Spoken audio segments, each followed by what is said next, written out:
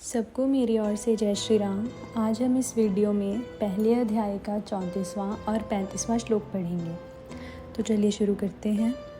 संबंध। जिनके लिए हम राज्य, भोग और सुख चाहते हैं वे लोग कौन हैं, इसका वर्णन अर्जुन आगे के 2 श्लोकों में करते हैं। आचार्यः पितरः पौत्रास् तथैव च पितामहः मातुलः श्वशुरः पौत्राः श्यालाः सम्बन्धिनस्तथा। एतान् हन्तुमिच्छामि घ्नतोऽपि मधुसूदन अपि त्रैलोक्यराज्यस्य हेतोः किं नो मही कृते। व्याख्या। भगवान आगे 16वें अध्याय के 21वें श्लोक में कहेंगे कि काम, क्रोध और लोभ ये तीनों ही नरक के द्वार हैं। वास्तव में एक कामना के ही ये 3 रूप हैं। ये तीनों सांसारिक वस्तुओं, व्यक्तियों आदि को महत्व देने से पैदा होते हैं।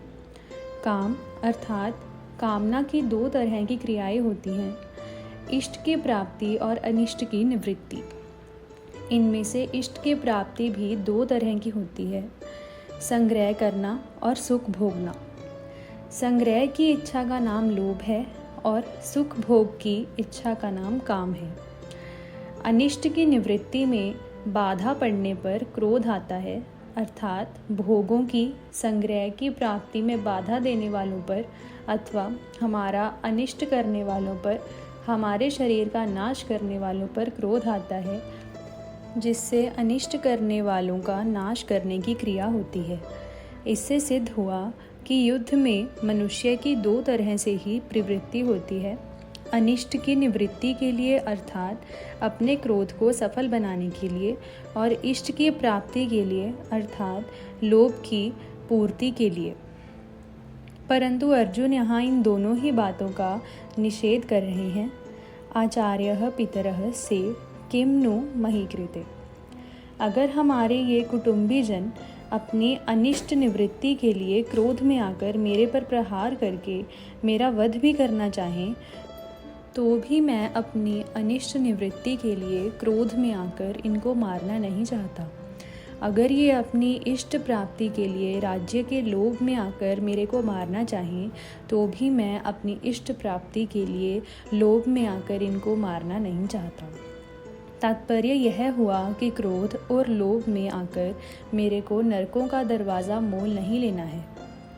यहाँ 2 बार अपि पद का प्रयोग करने में अर्जुन का आशय यह है कि मैं इनके स्वार्थ में बाधा ही नहीं देता, तो ये मुझे मारेंगे ही क्यों।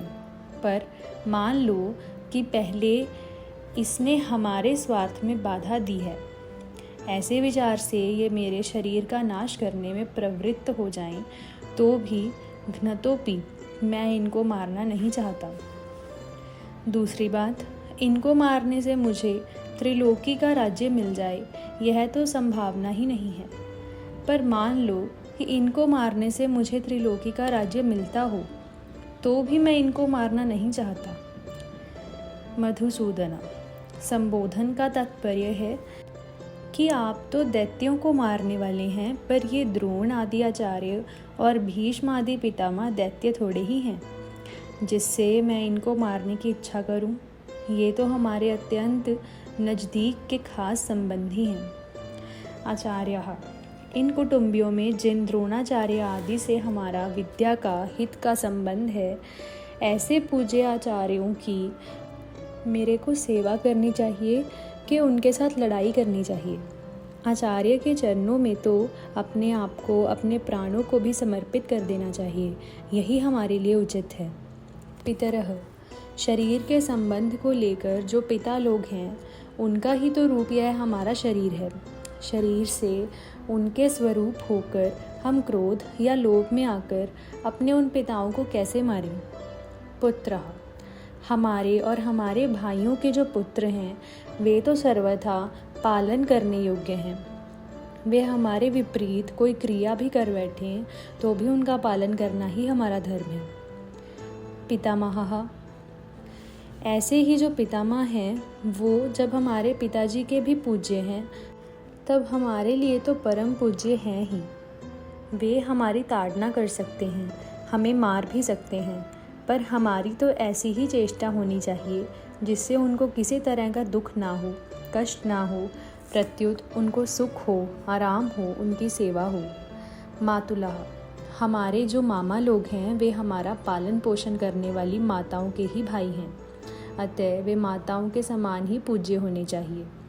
श्वशुरः ये जो हमारे ससुर हैं ये मेरी और मेरे भाइयों की पत्नियों के पूज्य पिताजी हैं, अतः ये हमारे लिए भी पिता के ही तुल्य हैं। इनको मैं कैसे मारना चाहूँ। पौत्रः हमारे पुत्रों के जो पुत्र हैं वे तो पुत्रों से भी अधिक पालन पोषण करने योग्य हैं। श्यालः हमारे जो साले हैं वे भी हम लोगों की पत्नियों के प्यारे भैया हैं, उनको भी कैसे मारा जाए। संबंधिनः ये जितने संबंधी दिख रहे हैं और इनके अतिरिक्त जितने भी संबंधी हैं उनका पालन पोषण सेवा करनी चाहिए कि उनको मारना चाहिए। इनको मारने से अगर हमें त्रिलोकी का राज्य में मिल जाए तो भी क्या इनको मारना उचित है? इनको मारना तो सर्वथा अनुचित है। राम।